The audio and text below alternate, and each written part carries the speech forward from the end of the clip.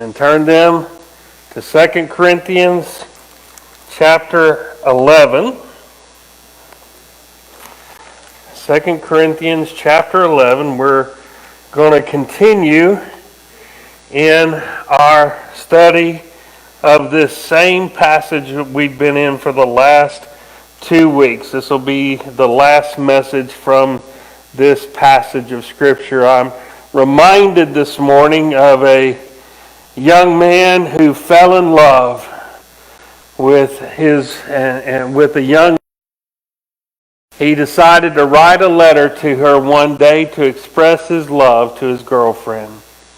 He said, I want you to know, he wrote down this, he said, I want you to know that I would climb any mountain. I would swim the deepest ocean. I would cross the hottest desert just so that I can be near you. P.S. I'll see you Wednesday unless it's raining.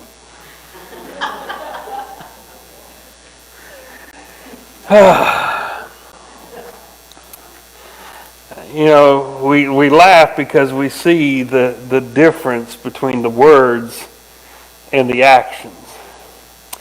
But, you know, that sometimes is how the world understands love. It's about the words and not the actions.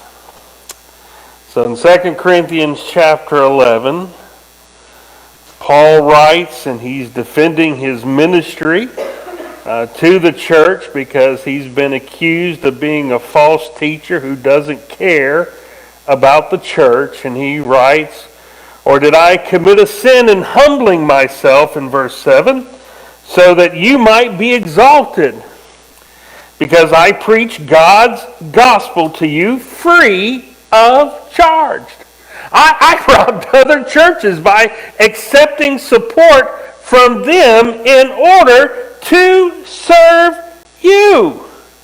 And when I was with you and I was in need, I didn't burden anyone. For the brothers who came from Macedonia supplied my need. So I refrained and will refrain from burdening you in any way as the truth of Christ is in me. This boasting of mine will not be silenced in the regions of Achaia.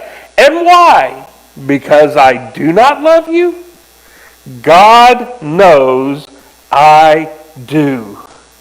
And what am I doing? And what I am doing, I will continue to do in order to undermine the claim of those who would like to claim that in their boasted mission they work on the same terms as we do. For such men are false apostles, deceitful workmen, disguising themselves as apostles of Christ, and no wonder, for even Satan disguises himself as an angel of light. So it is no surprise if his servants also disguise themselves as servants of righteousness. Their end will correspond to their deeds. May God add his blessings to the reading of his word. You know, Paul has been accused by these false teachers that he is, that he's not a great teacher because he will not accept money from the church. That he does his ministry by supporting himself with his own hands and by the support that churches that have already been established supporting him. And so he says to them, listen, why do I do this? He says, do I do this because I do not love you? No, God knows that I do. And so Paul says in this passage that Satan will often disguise himself as an angel of light. That he will try to counterfeit Christianity. And over these last couple of weeks, we've talked about how do we see the genuine? Well, we see the genuine by looking at things that Satan cannot counterfeit because they're not in his nature. He cannot counterfeit humility. He cannot counterfeit truth.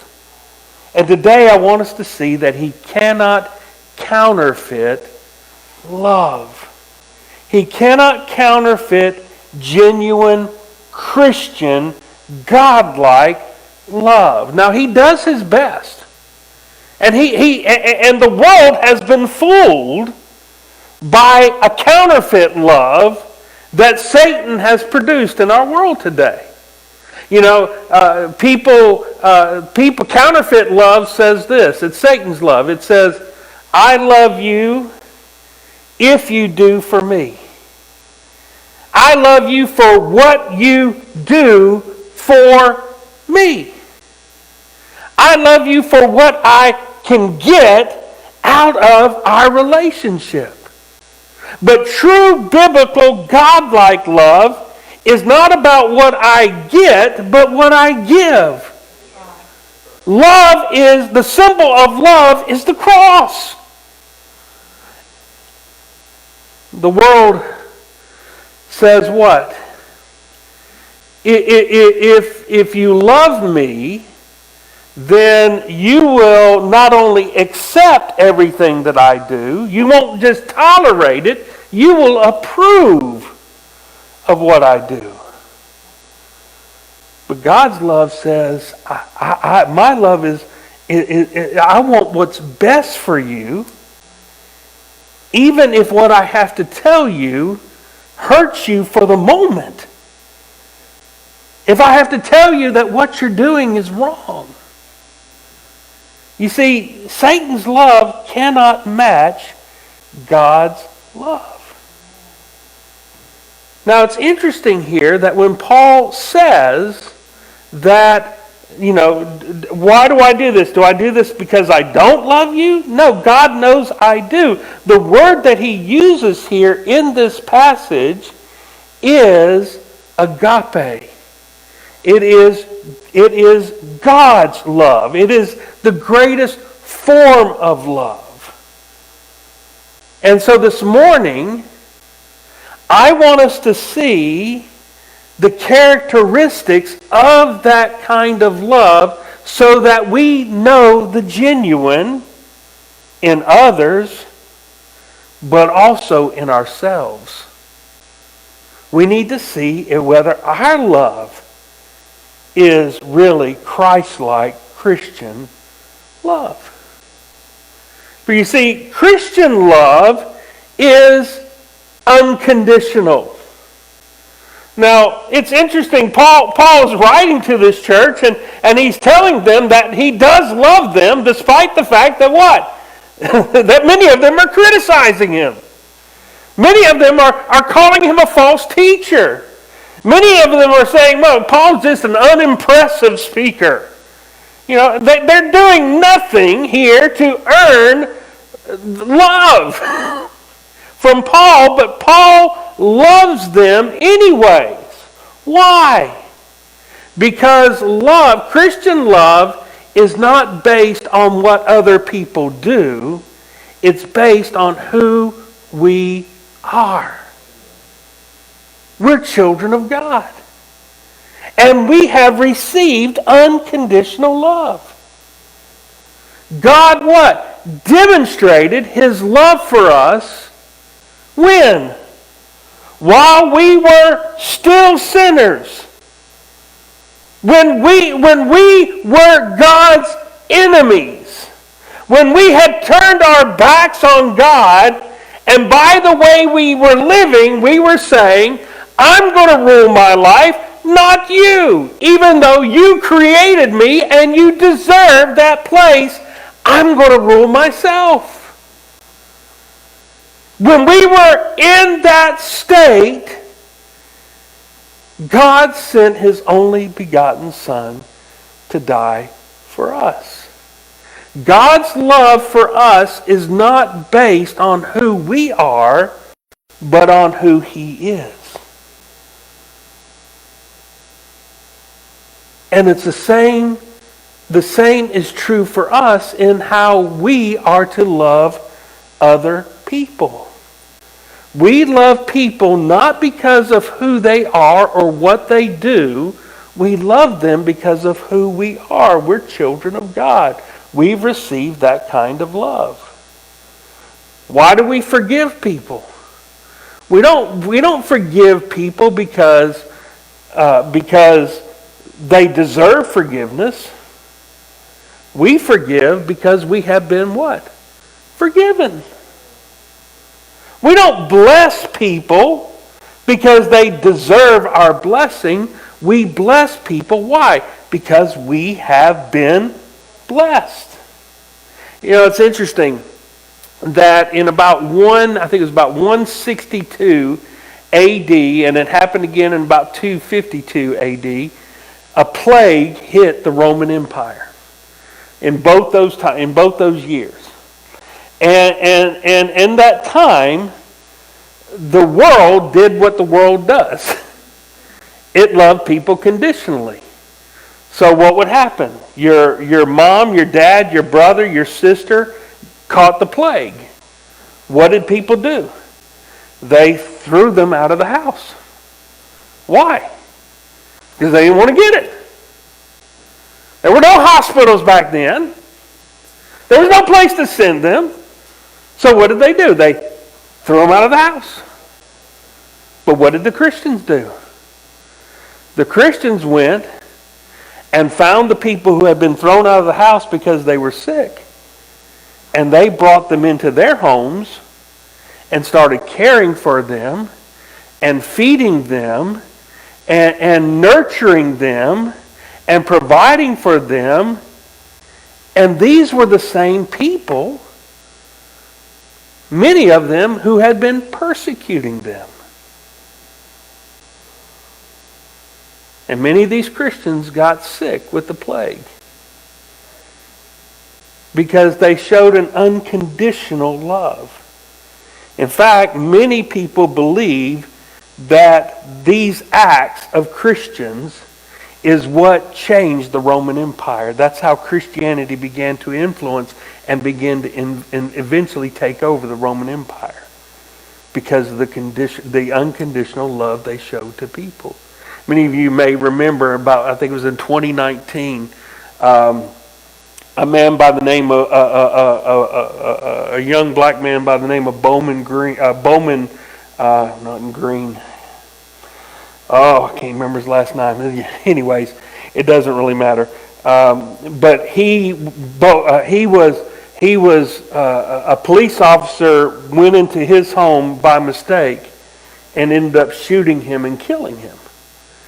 And in the trial of that police officer, Bowman's brother Brant was able to speak. You know, when they do the family impact statement, he got up to speak and he said this. He said, "Ma'am, you say that you're sorry, and if you're truly sorry, I do forgive you.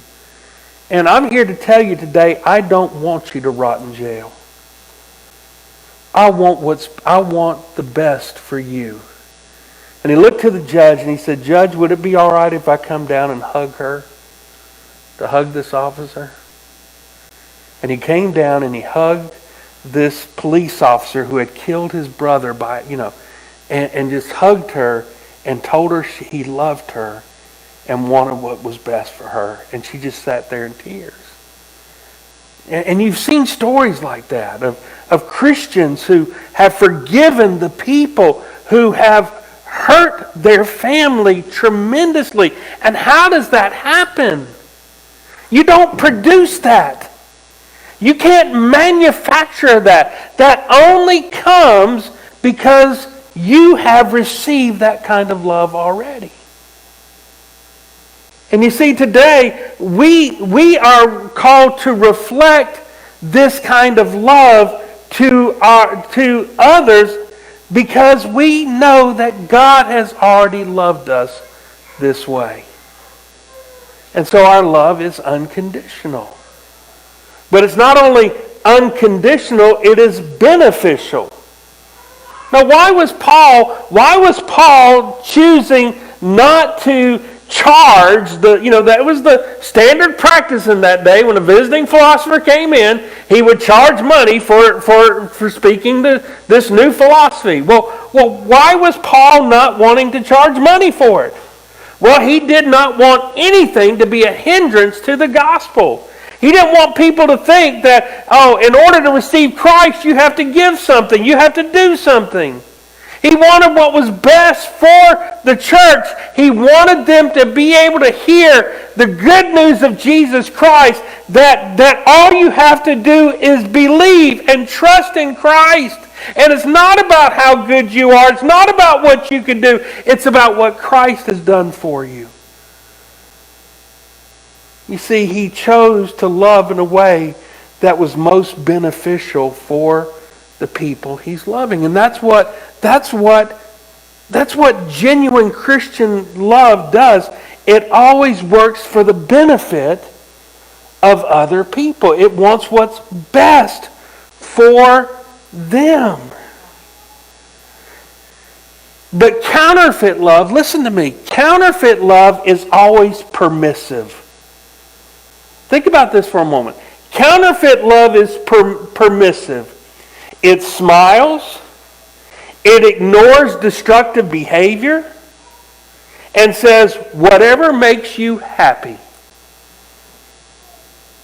But true Christian love is not permissive, it's transformational. It seeks the other person's ultimate spiritual healing and eternal well-being, even if it requires hard truth or a painful process. You know, if Jesus acted like many of us in America today, when the rich young ruler came to him and said, Jesus, what must I do to inherit eternal life? And Jesus said, well, you know the commandments, honor your father and mother. And when the rich young ruler said, oh man, yeah, I've done all that since my birth. I've done all that. You know, if Jesus was like most of us today, we would have said, oh, wonderful, come on in. Just come and follow me. But Jesus knew that there was a hard truth that this young man needed to understand. And that was that he had not kept all the commandments because he had broken the very first one. You shall have no other gods before me. And Jesus understood that this man's wealth had become his idol, had become his God. So Jesus said what? Sell everything you have. Get rid of this other God and come and follow me. And the young man went away. Now some of us would have gone and said, because we love them, we would have said, oh, come on back, I didn't really mean that. Jesus was willing to tell the hard truths and let it fall. Because he wanted what was best. And this young man could have believed his whole life that he was saved, when in fact he wasn't. You know, think about a family dealing with a loved one who's trapped in severe addiction. You know, counterfeit love acts as an enabler. It pays their rent, covers up their lies, and avoids the hard conversation because it doesn't want to hurt their feelings. Counterfeit love values temporary comfort over long-term survival. Love that is beneficial is when that family sits that person down and says, listen, we can't handle this. You need to escape this behavior. Now we have got you a bed in this rehab center. And you can choose to go, but if you choose not to go, we love you enough to allow you to face the consequences of your choices. You know, now that's hard. And that feels terrible in the moment. It causes a lot of tension and anger, but it's only that kind of love that is truly beneficial for that person. Now listen, a lot of us love ourselves more than we love the lost people around us. Because most of us will say, you know, it's just a little too uncomfortable for me to be a witness. That's just not me. We're worried more about what is beneficial to us than we are what is beneficial for the other person. And that is a counterfeit love. True love is that we want what is best for all people. Why? Because God has given us what's best. And He continues to do that even to this day.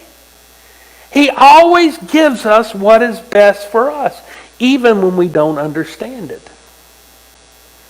He's always working for our good. So Christian love is beneficial. But Christian love is also sacrificial. You know, Paul could have accepted their money. He'd have made it easier on himself. He wouldn't have to worry about working with his hands. He wouldn't have to worry and wonder, okay, is God going to leave that I have? Is He really going to move in their hearts to provide for my needs when I need it? It's a lot easier to walk by sight than it is by faith. But Paul was willing to give up that comfort because he understands that Christian love costs. God demonstrated His love for us in that, and while we were yet sinners, what happened? Christ died for us. Genuine love means that I give of myself to other people. You know, imagine a squad of soldiers for a moment. They're in the trenches, and a grenade is tossed in their midst. You know, in that split second, nobody's having an emotional conversation. Nobody is feeling warm feelings, but instinctively, one of the soldiers does what? He throws himself on that grenade and takes the entire blast with his own body to shield his friends. You know, the world talks about love as a warm emotion. But Christian love is the willingness to take the hit so that the people standing next to me don't have to. Now, you don't have to die in order to demonstrate sacrificial love. But you have to die to your own selfishness, one small choice at a time. You know, sometimes you have to sacrifice your agenda. You're busy. Sometimes you're busy working. Sometimes you're busy, how do I put this? You're busy playing, or you're busy ignoring everything else in the world because you just want to blank out for a little bit. And somebody needs you. And they need you to talk to you. And genuine love puts down and listens. Genuine love is you're running out the door because you got to get somewhere, but you see your neighbor struggling, trying to carry their groceries in. So you stop and you go help them. Sacrificial love sometimes is sacrificing your ego. Have you ever noticed that counterfeit love always has to be right, no matter the cost? And sometimes love says, love is the first person who says, I'm sorry, I was wrong. Even if you believe that 90% of what was wrong was their fault.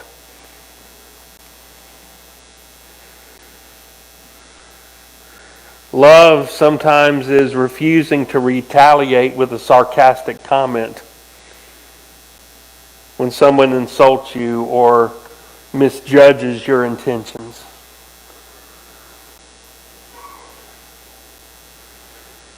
Love is giving up your comfort. Is driving across town after an exhausting work week and sitting down with a friend who needs comfort. Sometimes it's doing the job that nobody else wants to do and not worrying whether you get noticed doing it.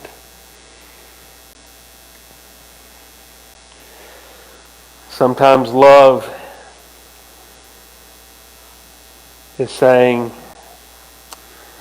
I'll give this up, and you anonymously pay a bill for somebody else. Or you say, I don't really need this. I know I've been saving for it for a while, but I really believe that I need to give this to the church or to the mission project. So the next time, listen. The next time this thought crosses your mind, but that's going to cost me. You ever been there? You ever been there when you see somebody who needs help or you do something and you go, oh man, but that's going to cost me. Well, congratulations. You've just found an opportunity to practice true Christian love. Because true Christian love is sacrificial. It costs us something. It's beneficial. It always seeks the best for other people. It's unconditional. I don't wait for people to deserve my love to give it to them. And I know that is overwhelming. And if we're all honest with ourselves this morning, every one of us can look back on this week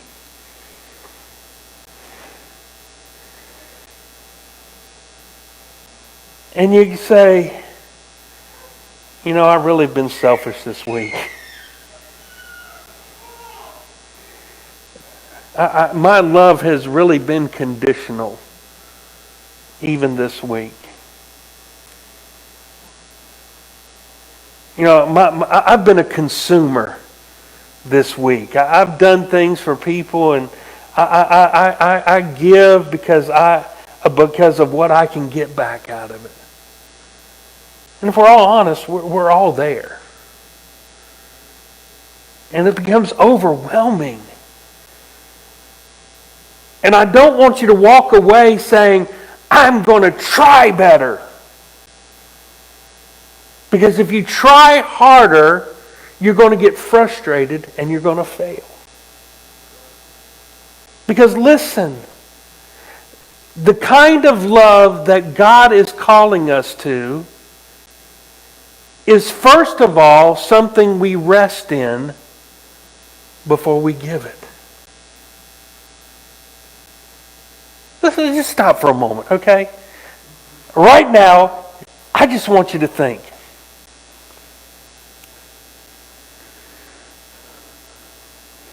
What's the one thing you've done in your life that embarrasses you the most? that if you thought people in this room knew you did it, they would look down on me.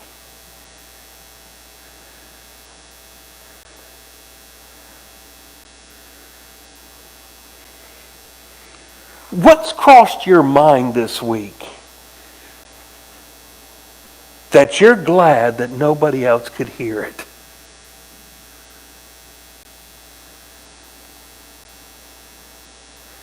Because if they knew you thought things like that, oh, that would just ruin your reputation.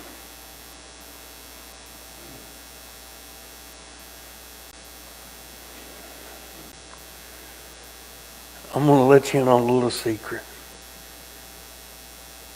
God already knows all that about you. He knows your deepest, darkest secrets.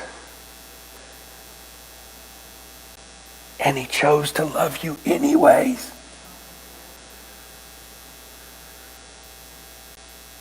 That's what the cross is all about.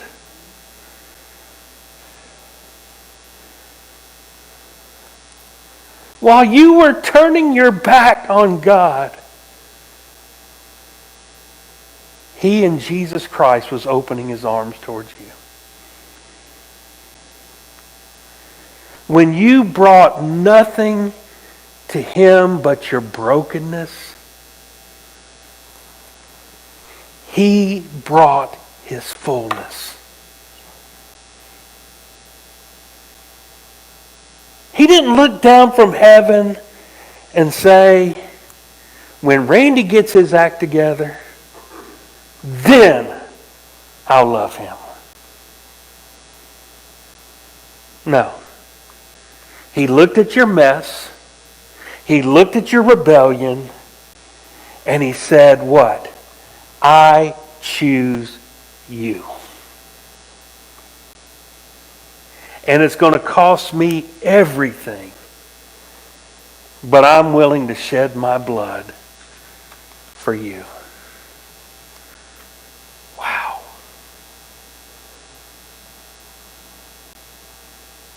And even today, even this week, when I was selfish, when I was more concerned about what I could get rather than what I can give, He still loves me.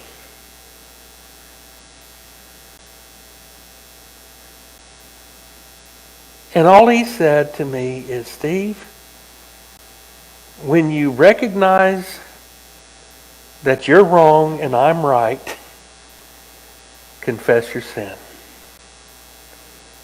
And I will forgive you of sin, and I will cleanse you not just from that unrighteousness.